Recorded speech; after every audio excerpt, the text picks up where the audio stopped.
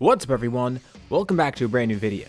It's been a bit of time since we continued this series. However, I set the like goal a little too high in the last part. I meant to set it to 3,000 and we did hit that, so I will be continuing here. We left off on a pretty interesting cliffhanger. Vegeta and Nappa returned, and they have Super Saiyan, but they arrived just at the wrong time, because it seemed Babidi and Majin Buu have arrived on Namek.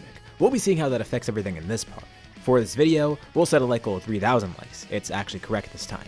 Once we hit that, I'll continue with another part to the series. Things are going to get pretty interesting going forward, so be sure to hit that like button. Anyways, let's continue. Vegeta and Nappa are ready to fight. Showing off Super Saiyan, glad that they've powered up. They'll take on Kakarot and Raditz together, and they'll win this time. This only annoys Kakarot and kind of pisses him off too. He tells them they came at the wrong time. They're kind of in the middle of something else. I mean, can't they sense that great power? Vegeta gets mad at this too, telling him to shut up, saying he doesn't want any distractions. He doesn't care what's going on, even if it means everything's at risk. He's gonna settle the score here. But Kakarot tells him it's not that simple. They're facing a Majin Buu. He's probably more powerful than all the Saiyans combined. Even if they do win here, which they won't, what are Vegeta and Nappa gonna do against Buu afterward? The Kais intervene, telling them the same thing. Vegeta and Nappa grit their teeth, trying to think of something to say next, but Nappa just says they'll take on Buu themselves. Vegeta agrees to this. Kakarot and Raditz call them idiots as they fly off, going to face Buu, trying to eliminate this threat so they can fight Kakarot and Raditz. Shin tells them that this might be good though. If they could all fight together, with Vegeta and Nappa helping them, maybe it'll actually be enough to face Buu. Kakarot's idea of Spirit Fission might actually work here now that they have two extra people fighting with them, because this means Buu is going to be distracted and allow Kakarot to get more hits in, draining some of his energy and even taking some of his magic away. That was the main concern before, as we discussed in the last part, but maybe this could actually work out well. Wait, what are they doing? Why are they chasing these two? They stop flying midair, and they teleport to the two Saiyans, grabbing onto them and bringing them to where Buu is too. They're confused. Did they just teleport here? Kakarot says don't ask questions. If they want to fight Buu, they're going to have to fight together. Vegeta and Nappa are infuriated, but whatever. As long as they get rid of this distraction, they can fight afterwards. Kakarot's obviously going to be the main line of defense here. He's the strongest, and he has access to magic from Namekians and Spirit Fission, as well as a multitude of other abilities. Most of the warrior Namekians stayed back, knowing that they might get in the way, but as the strongest warrior Namekian and someone who could actually help, Nail joins them there too. He's also intrigued. He wonders how Kakarot's going to handle this. This is a threat that he doesn't even know how to counter. And watching Kakarot will definitely show him how far his adopted son/student has gotten. He knows Kakarot has great strength, great potential, and great techniques. But how far does that go against an unknown powerful threat like this? Vegeta and Nappa start fighting Buu, quickly realizing that they're not going to be able to challenge him at all. You know what? Maybe Kakarot and Raditz were right. But hey, there's 4 Super Saiyans together. That should be enough. Buu completely and utterly embarrasses everyone.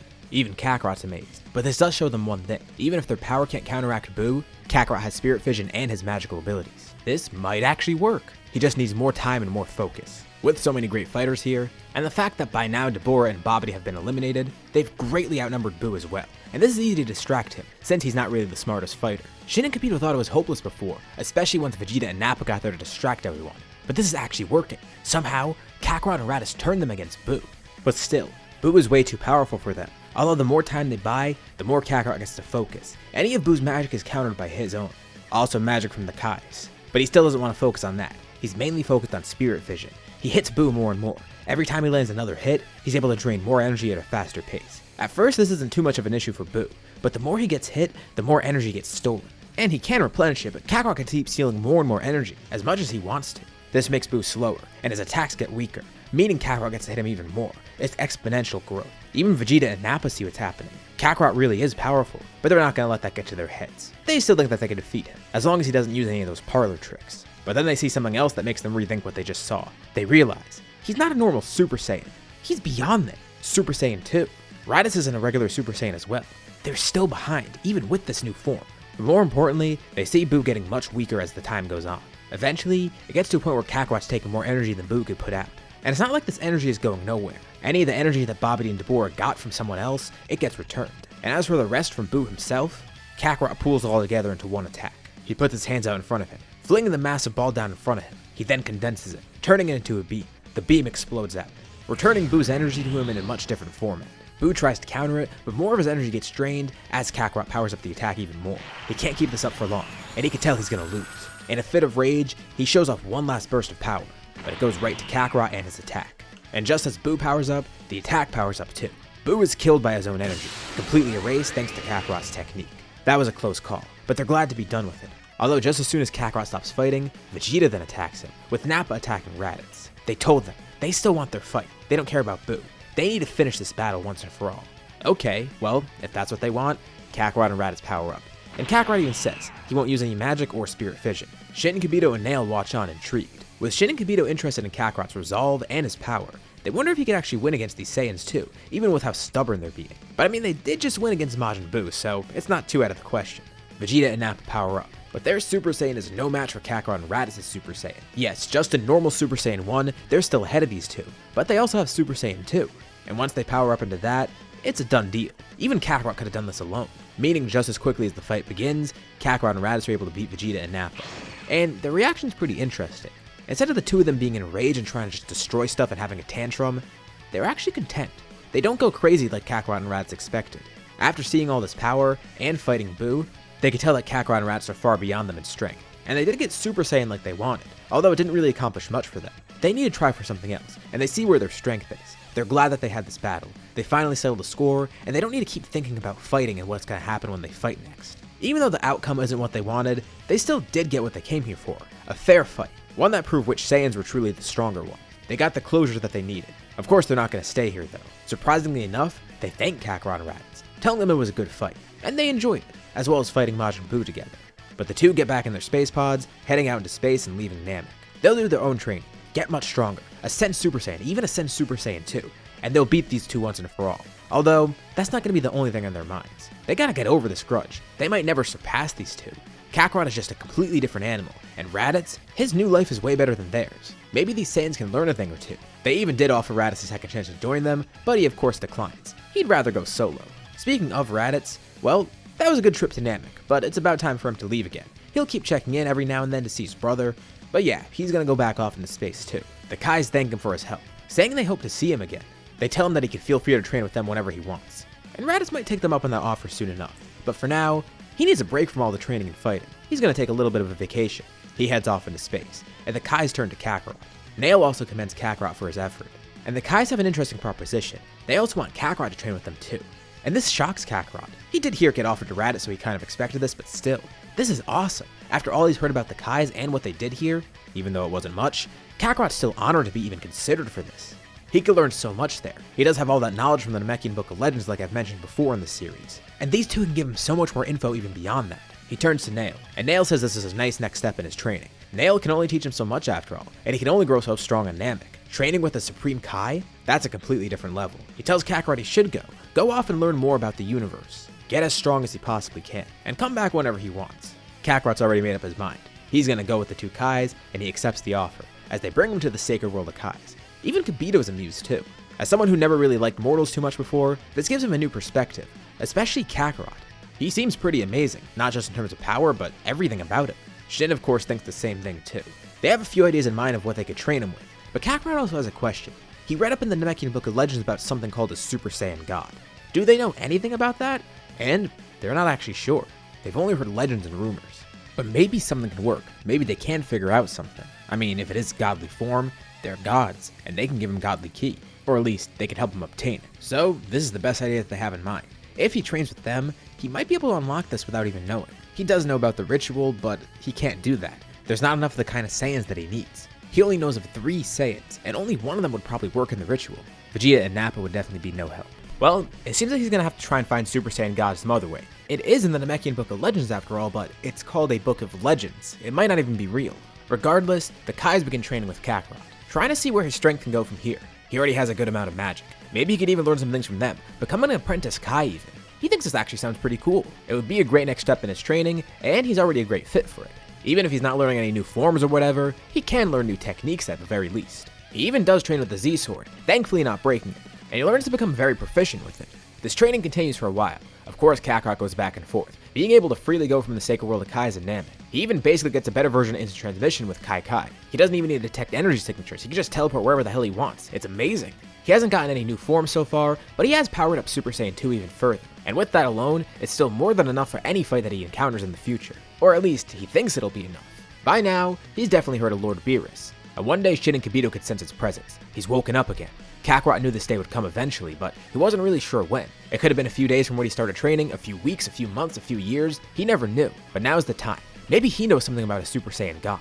Beerus ends up going to the sacred world of Kais, hearing from Whis that they have a new student, an apprentice Kai who's a Saiyan. And Beerus is thinking the same exact thing as Kakarot without even knowing. he had a premonition about some sort of Super Saiyan God. He doesn't know if it's real, but if there's a Saiyan on the Sacred World of Kais, that's probably his best lead towards it. He introduces himself, with Kakarot feeling very excited but also very nervous. And he has a pretty simple question for Kakarot. Does he know anything about a Super Saiyan God? And Kakarot looks up confused. Yeah, he was actually going to ask Beerus the same thing. Really? Interesting. It seems his premonition definitely did have some truth to it. And Kakarot does know some things about Super Saiyan God, at least from what he's been told in the legends. He said they've been trying to work towards this. And Kakarot's been trying to harness godly ki for himself. The only other way is through a ritual, but there's no way to do the ritual. They don't have the amount of righteous-hearted Saiyans that they need. Actually, they barely have the amount of Saiyans in general. That definitely might be an issue, but Beerus and Whis still feel they could help. Although first, Beerus needs to test out his power. He tells Kakarot to power up, show him everything he's got, don't hold anything back. So, Kakarot does so. He goes into Super Saiyan 2, telling Beerus this is a level beyond Super Saiyan. He assumes Super Saiyan God is even beyond this, but this is good enough so far, he feels. He begins rapidly teleporting around too using Kai Kai, utilizing not only strength and speed, but also magic here. A dark shadow is suddenly casted over Beerus. A block of Kachin is formed over him. It drops down and with a single finger, he breaks it in half. The distraction allows Kakarot to get in closer, nearly hitting Beerus right in the face with the punch. Beerus even looks shocked at the speed, but he catches Kakarot's fist still. Kakarot then tries to kick Beerus aside, but Beerus is able to dodge quickly, then kicking Kakarot into the ground. That one kick alone had so much power, it sends him into the dirt. Beerus then rockets down towards him as Kakarot teleports up in the air. Wait, he hit Beerus. Maybe Spirit Vision will work here. He begins trying to steal some of Beerus' energy, but he can't. He can't even sense what Beerus' energy is. He just realized this and asked Beerus, what's up with that? Oh, he can't sense him. That means he hasn't accessed true godly ki yet. Of course, maybe he's picked up on some trace amounts from the Kais, but if he wants that, he's gonna have to really train hard with him and Whis. And maybe he could pick up some along the way there. The fight continues, but of course, Kakarot ends up losing, no matter what he pulls out. His power isn't nearly enough, and none of his amazing techniques work. Although, Beerus is still pleased. For a mortal, this is an insane amount of strength. Assuming the Super Saiyan God is real, and it's way more powerful than this, Beerus has high hopes for Kakarot and how far he can go in the future. He simply tells Shin he's gonna take Kakarot as his student instead. At first, Shin and Kibito are hesitant. I mean, it's their student after all. But then they realize, he's always gonna be an apprentice Kai. This will just help him get stronger and stronger. Maybe Beerus can teach him more, and Whis especially. And Kakarot's definitely up for it too. Although they're not 100% into it, they let Kakarot go with him. And Whis is very excited too. It's been a while since he's had to train someone, and this will be unique, training a mortal to try and get godly ki. He wonders if it'll be possible for Kakarot. Kakarot then departs going to Beerus' planet. But all this time, there's been a bunch of other stuff happening out in space. Of course, Vegeta and Nappa are on their own. Thankfully, they're not going around just genociding people at random.